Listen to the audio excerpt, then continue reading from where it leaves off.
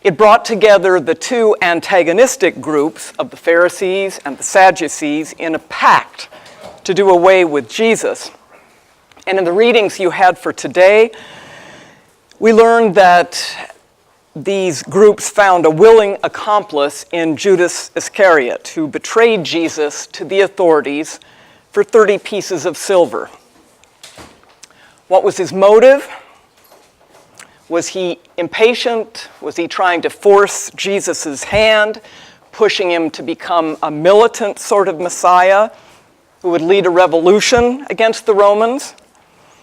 Or was he a traitor pure and simple, whose loyalty could be purchased with money? We will never know. But the scripture says in a rather sinister way that Satan entered him. And this set in motion a train of events that quickly led to Jesus' arrest, several mock trials before the religious and political authorities, led to his beating, the mocking of Christ, the scourging and the crowning with thorns, the people clamoring for him to be crucified while the criminal Barabbas could be set free, Pilate washing his hands of the whole affair, and Jesus made to carry his own cross on the way to his brutal execution. The night before this cascade of events took place, Jesus had his final meal with his disciples, a meal that recalls the Passover feast of the Jews on the eve of their deliverance from Egypt, and that looks forward to the Eucharistic feast that we enjoy, that we celebrate on Sunday with the taking of bread and wine.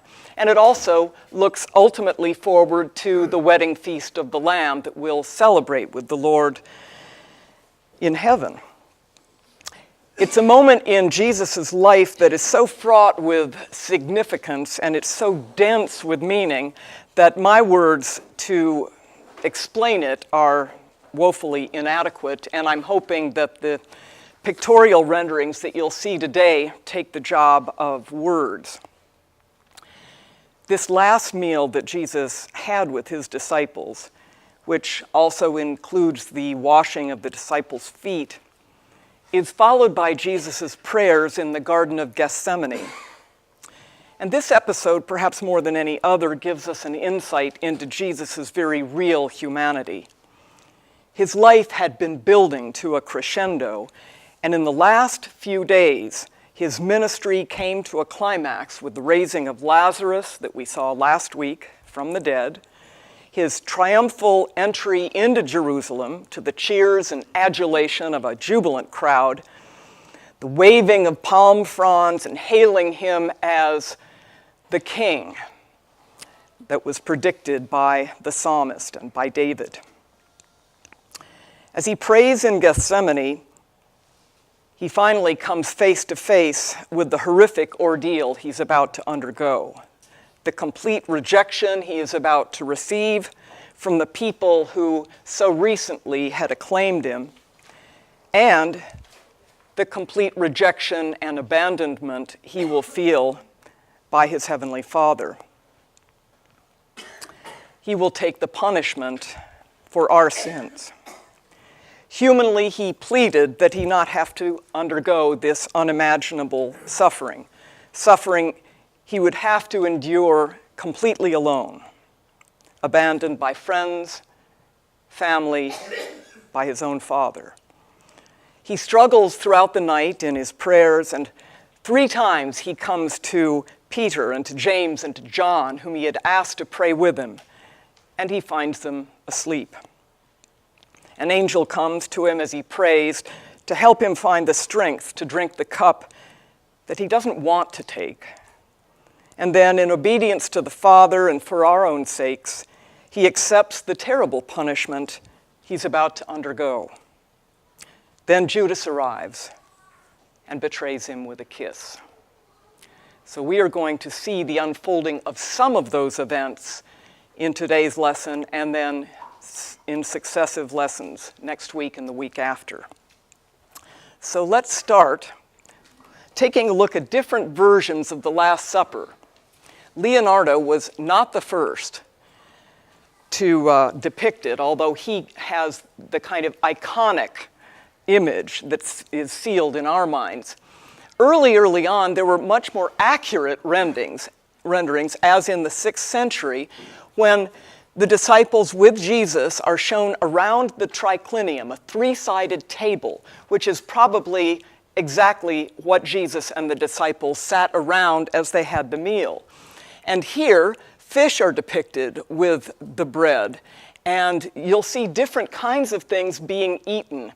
The fish is symbolic of Christ, and this particular mosaic designer decided it would be appropriate as part of their last meal.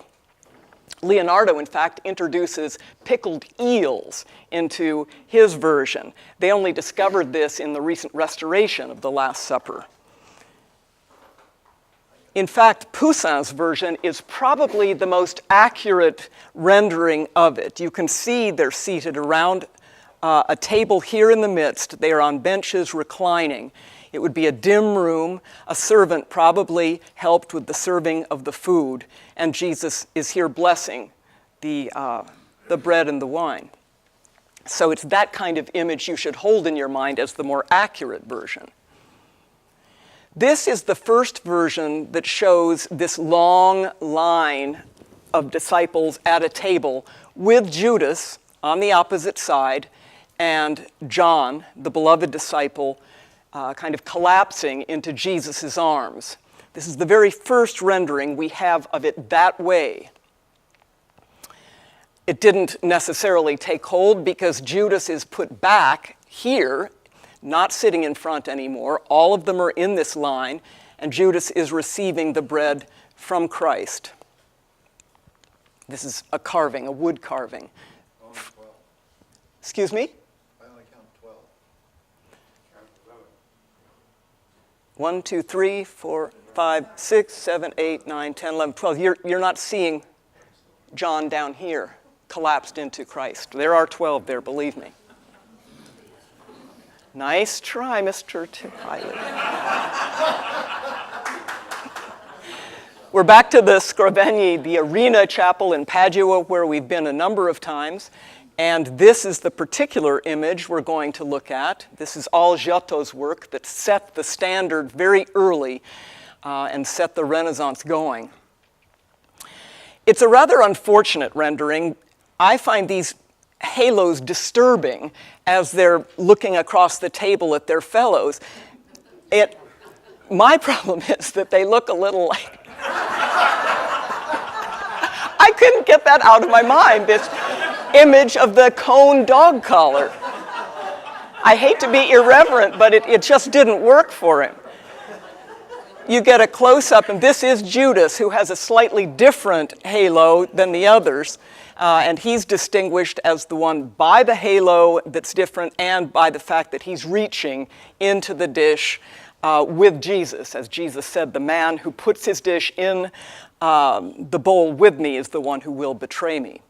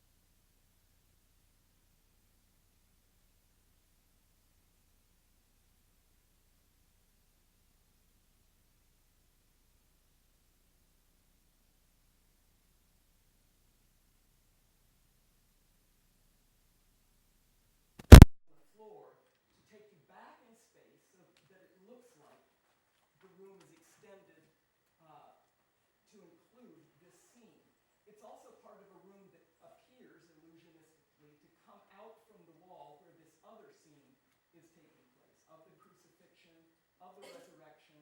This is the deposition from the cross and the putting into the tomb.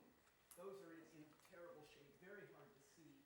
It's a Tuscan landscape behind with angels going across, uniting the entire image. But we'll move in a little more closely on this picture because it is astonishing. The faux marble that he has created, it's a perfect trompe-l'oeil, and the perfect single vanishing point, taking your eye back, and you see Judas across, and the other, we'll see him in a moment, across from the other disciples. You can see that their halos are in perfect perspective and kind of translucent, beautifully done.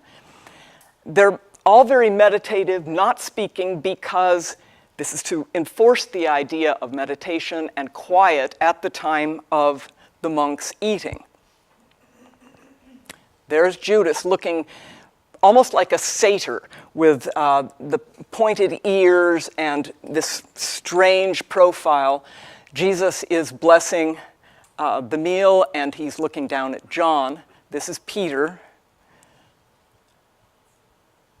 And the disciples on the right with various hand gestures, but again, nobody saying anything, all in a very quiet, reflective mood.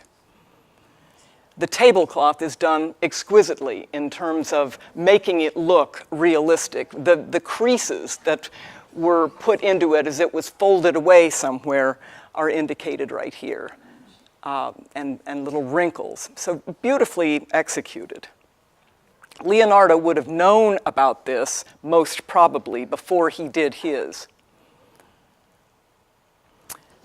Ghirlandaio does a number of Last Supper scenes. I'm showing you two of them. Again, very kind of pacific and tranquil. We'll move in a little more closely, and you can see the disciples in reflective poses, very quiet.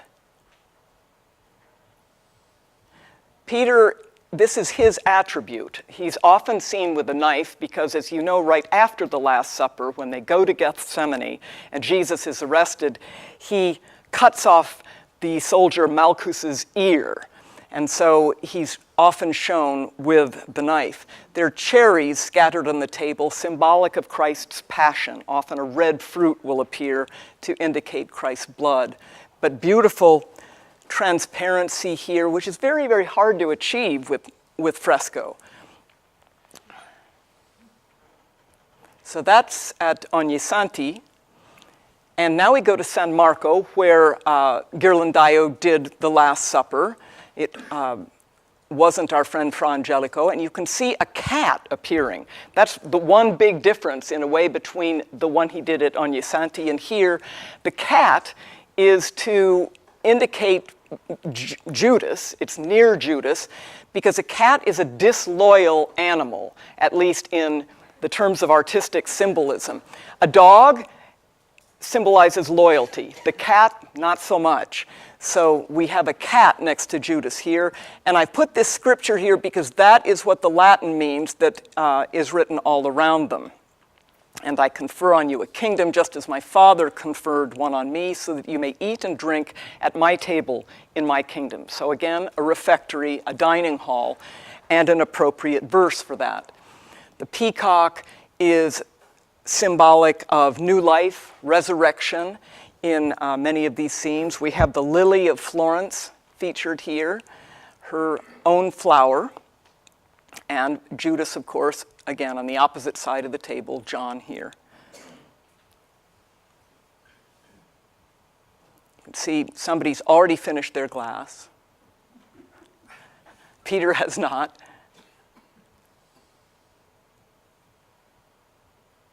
So there you have his second attempt at a Last Supper. This is the best resolution I could find for this particular image, and it had been damaged. I'm not certain if this has been restored yet, but since it was the highest resolution, I thought it would be better to show this to you. You see the dog and the cat here, and the dog over here. The dog is attacking the disloyal cat, who is also kind of in line with Judas. They're scenes from Jesus' last days here, the Garden of Gethsemane, the arrest, and this one we'll see in a moment. I can't remember exactly what it is. It's the crucifixion with the 3 crosses. That's showing it to you as it more like what it looked at the beginning, the brilliant lapis lazuli color and so forth. Again, a quiet scene. You have the beautifully done basins and urns for the foot washing. That's to remind you that this is the same scene where that took place. And I'm indicating here a little arrow because we talked about Satan entering into Judas, and this is Rosselli's way of showing you that Satan entered into him. This little kind of bat-like devil is perched on his shoulder. Very easy to miss. This happens in a number of Last Suppers. You'll see a little tiny devil with Satan. There's the Gethsemane scene from up above, the taking in the garden, and Peter cutting off Malchus's ear. He's emitting quite a scream here. And the crucifixion with Mary fainting. She's being supported by John. This is the soldier that puts his faith in Christ as he sees him die. So a lot is being captured there. And this is meant to be Jerusalem in the background, other soldiers.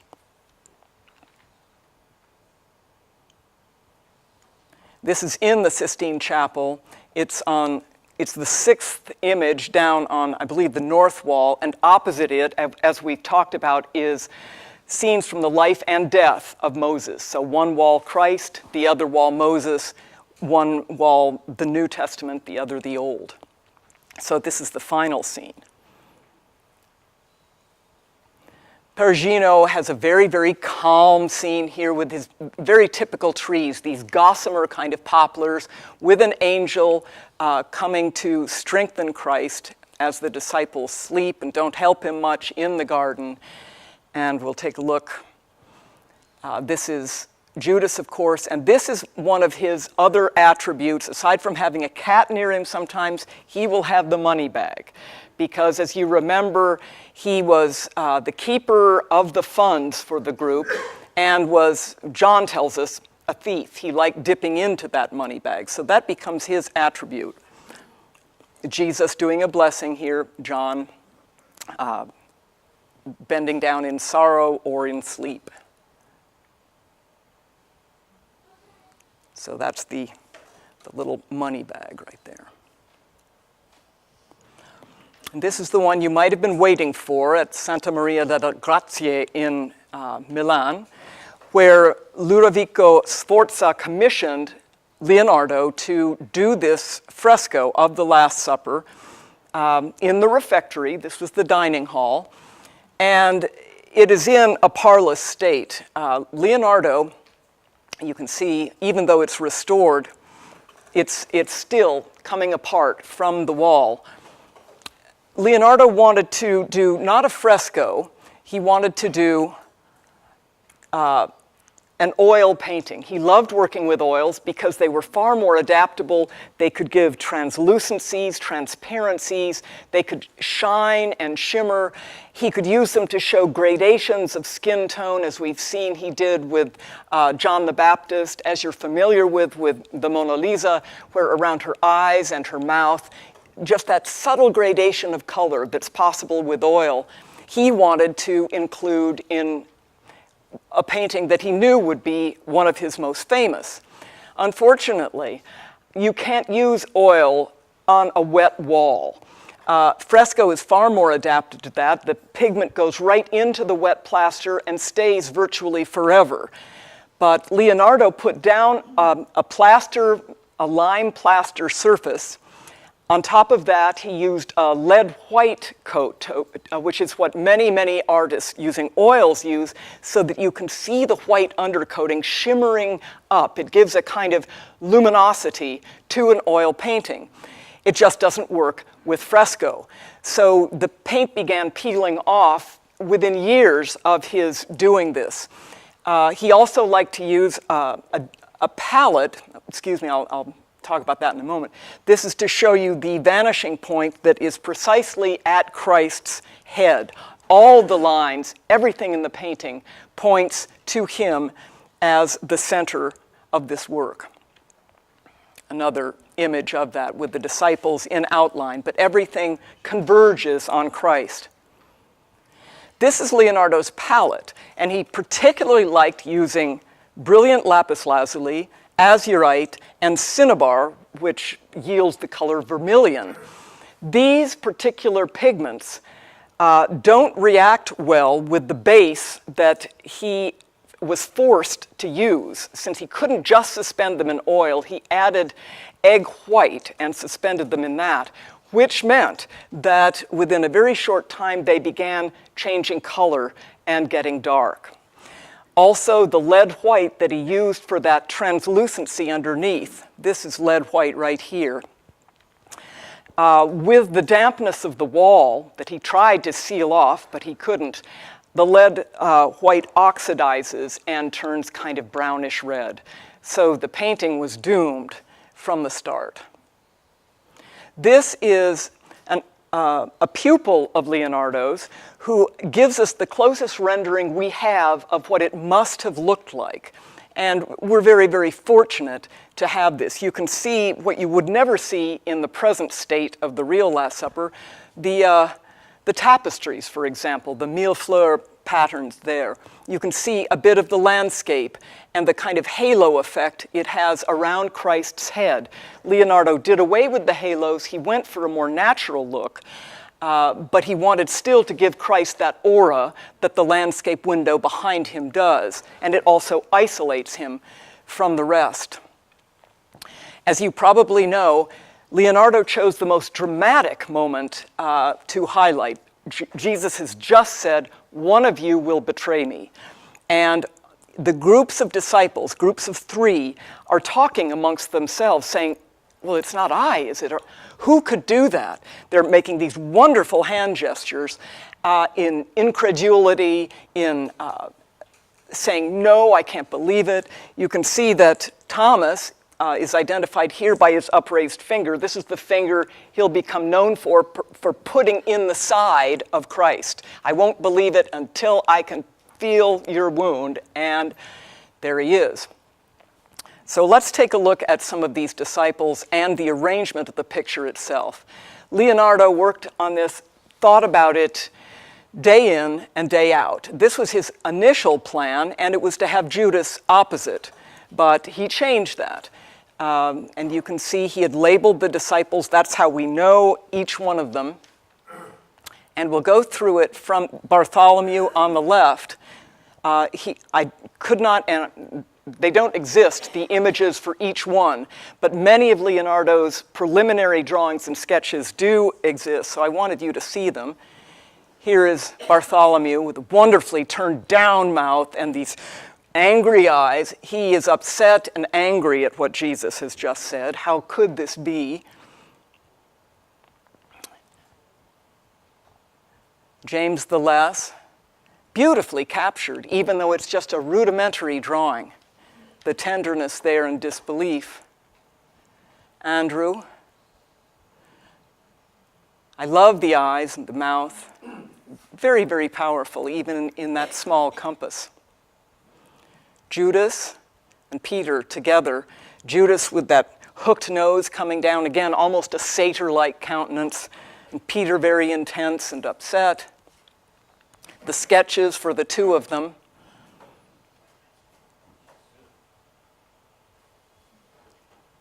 We're so fortunate to have these because otherwise we really wouldn't know what Leonardo intended. John, perhaps the most beautiful, famously discussed by Dan Brown in his notorious work, pesky little book that sowed a bunch of lies, unfortunately. He decided that this was Mary Magdalene, but believe you me, Ludovico Sforza would not have allowed Leonardo to introduce a woman into the Last Supper. It just wasn't done. He was going to have it done the conventional way. Leonardo, as wild and crazy as he was, would never have done that. So no, it isn't Mary Magdalene, it is John, but he is a very beautiful man. It looks like yeah, but it isn't. Dan Brown was wrong. This is John's hands, just sketched quickly, but still beautifully rendered, and they are as this in the painting. You can see them right here. Jesus, we have two drawings of him that remain. Really wonderful image of Christ. Haunting. The next group, Thomas and James the Greater, and we'll see another image of James showing more accurately his shock with his mouth open and a countenance of disbelief, and another sketch of Leonardo's for an architectural work.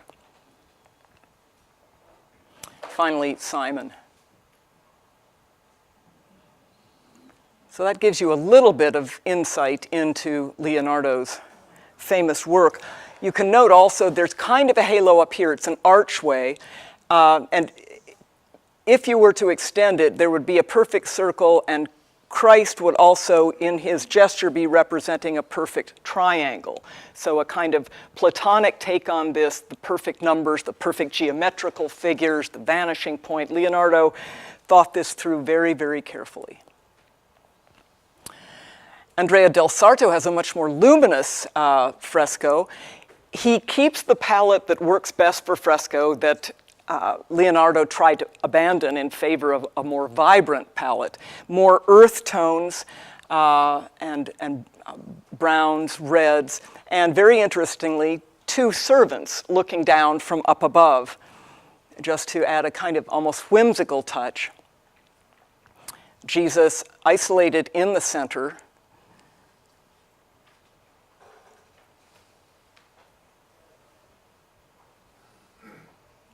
Lovely work with the shadows, highlighting the light source.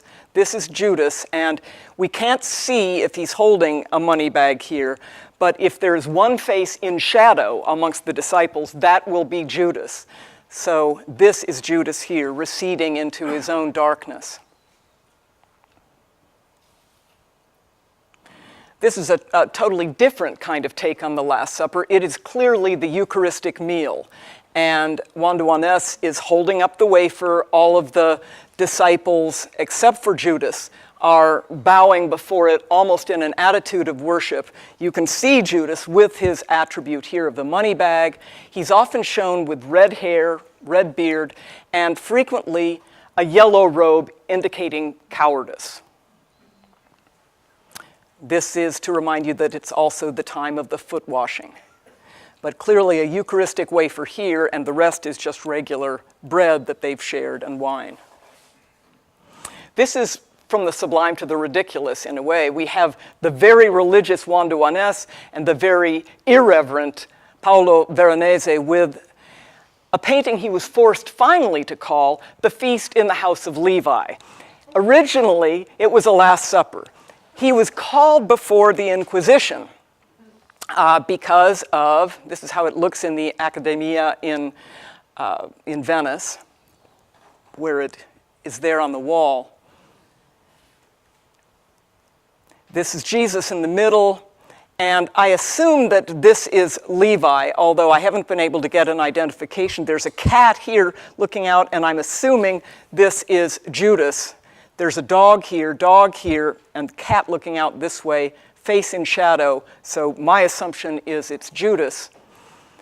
Jesus is the only kind of reverential figure in this feasting group. The Inquisition said, what in the world are buffoons, drunken Germans, dwarfs, and other such scurrilities doing in an image of the Last Supper? The Veronese take on this was he had the license that poets and madmen did to include whatever he wanted to in his picture, that was his job as an artist, but they weren't buying that. So he just said, well, what I'll do is I won't change the picture, I'll just change the name. So it's The Feast in the House of Levi. And you are going to see kind of riotous, drunken guy picking his teeth with a fork here. he had to explain this away, and he couldn't. They asked him, "Wise man, do you think this is appropriate?" And he had to say no. This is Veronese green. For those of you who are artists, it's a famous color named after Veronese himself, and this is how he created it on a base of lead white, 2 more layers that produce that fabulous green that's still known by his name today. A dwarf with a parrot. I know we're not supposed to say dwarf, but that is what the Inquisition said. They accused him of incorporating dwarves into his picture. And worse than that were Germans. German soldiers, mercenaries. The Germans were Protestants by this time, and these guys are drinking wine and bread. And the Inquisition said, "Are you trying to introduce Protestantism into the Last Supper? Jesus is over there initiating the Eucharist, and you have 2 Germans, kind of a Lutheran movement, on the right-hand side." So once again, he just had to change the name of the picture. And this is the rather portly overseer of the banquet, the master of ceremonies, so to speak. You go to a completely different end of the spectrum with Dirk Boots and his Last Supper, with various scenes that foretell the Last Supper, if you will. This is Abraham before the priest Melchizedek when they exchange water and wine. This is the last Passover. The first Passover out of Egypt. This is the gathering of the manna, and this is Elijah being administered to by an angel in the desert, getting bread in the desert. And in the middle, of course, is the scene of the Last Supper. Perfect vanishing point, which is unusual in the Northern school. I give it to you in 2 kind of tones because they bring out different aspects of the meal itself. A Eucharistic wafer. This is a very hieratic, priestly gesture that he is making as he blesses the wafer. We see 2 servants behind, looking in from a serving portal. We see the outside landscape. We see Moses with the 10 Commandments up here, and over here, you see this cup with blood. And so you have the New and the Old Testament on either side, just in very discrete symbols. Outside again, with the laver for washing and ritual purity, beautifully rendered glass and the wine in this open kind of tray for dipping. Beautifully rendered marble. This is speculation of whether it was the donor or the artist himself. Again, looking outside.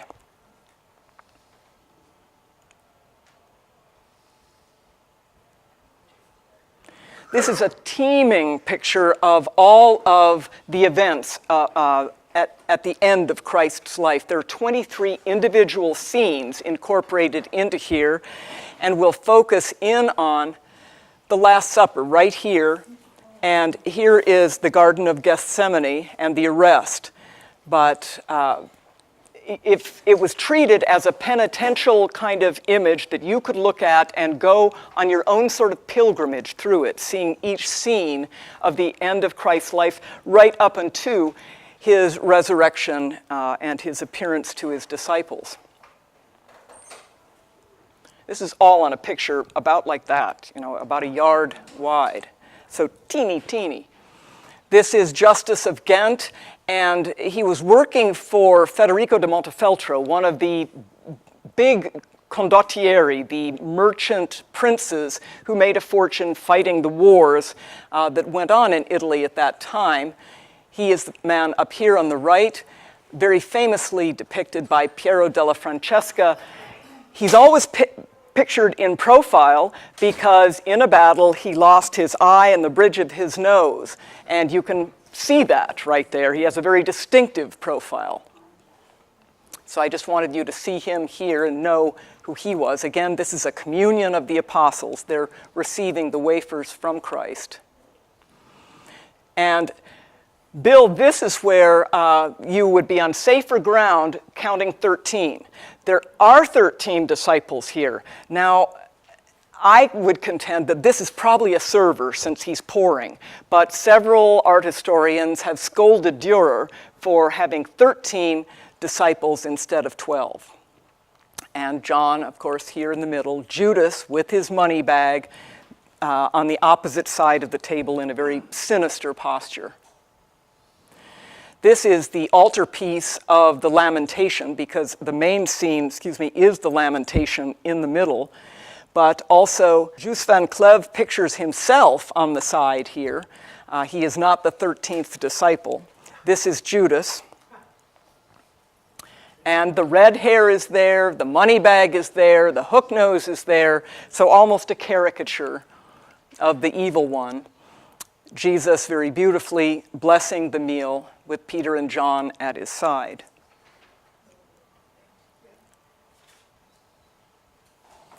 Another Poussin version, which is really quite realistic, but this one is more sinister because the disciples are around the table, and this is Judas leaving the room. As you remember, John says he went out and it was night. And this is when the darkness starts to happen. I'll give you a little more light on the meal. Just it isn't painted that way, but I wanted you to be able to see the expressions. John, open-mouthed horror here, and others in an attitude of prayer, wondering what this means that Jesus has just said. So a dark moment. This is the contemporary of Poussin, Philippe de Champagne, and a very ritualized blessing with Judas here looking very cocky with the money bag, the red hair, the yellow robe.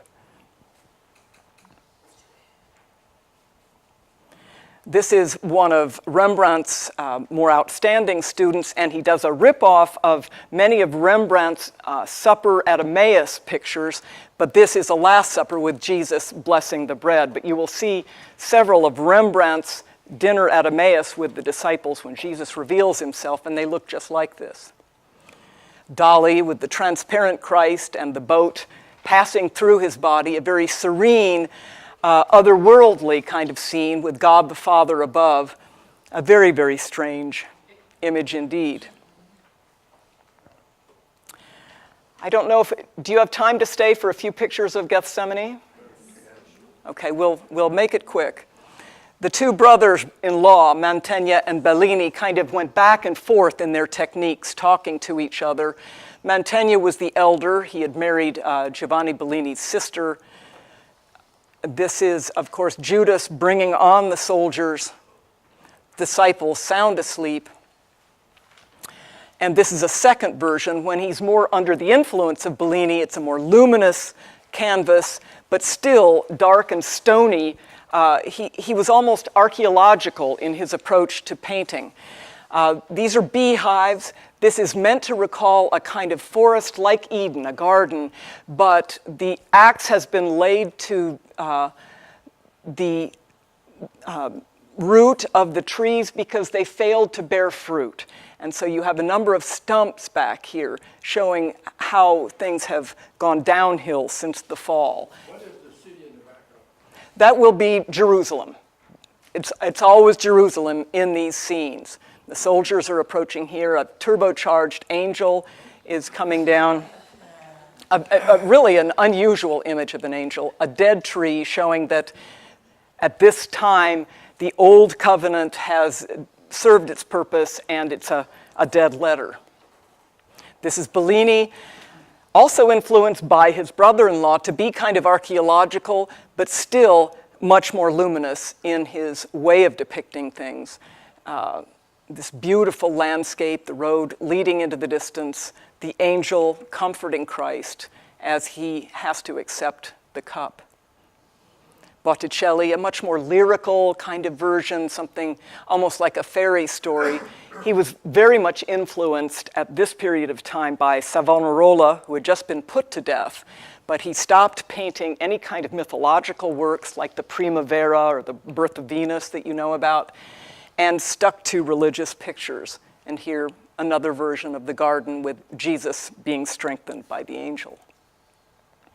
El Greco did a number of them, very celestial, always those elongated figures with a luminous atmosphere, the disciples in almost a cave-like position here with the angel. What is the medium of these? This, I believe this is, I'm not certain if this one isn't tempera. I think this is tempera. But he does work in oil, so I can't be certain with this one which it is. This, of course, is a woodcut, highly detailed. Jesus is trying to pass up the cup here. His hands are, let this cup pass from me, and the angel is proffering the cup as the disciples sleep and the soldiers approach. Very, very unusual night scene with a Jesus looking almost 12 years old, very, very young, older disciples, and the angel in the heavens coming to him in this moonlit scene, very eerie, very, really quite unique. A poignant sketch by Rembrandt in preparation. It says so much to me, even in that small compass, the angel comforting Christ, whose head is downcast. The disciples just sketched out here, the soldiers are in the dim background, but, soldiers right here. And you can see the dejection, the difficulty Christ is experiencing at this moment. Goya, the Christ begging that this cup pass from him. It's almost like an argument with heaven that Goya depicts here. Gauguin, this is actually not far from us. I believe it's down in the Norton Museum. Judas, having led the people to Christ, is disappearing. Again, he's got the red hair that became traditional for Judas. And finally, a Russian artist, in one of the bleakest images you can imagine, of Judas by himself as he sees the Lord being taken away. And it's called Judas, and in parentheses, conscience, because he suddenly realized what he has done and that he can't take it back. So there you have it. Sorry it took so long.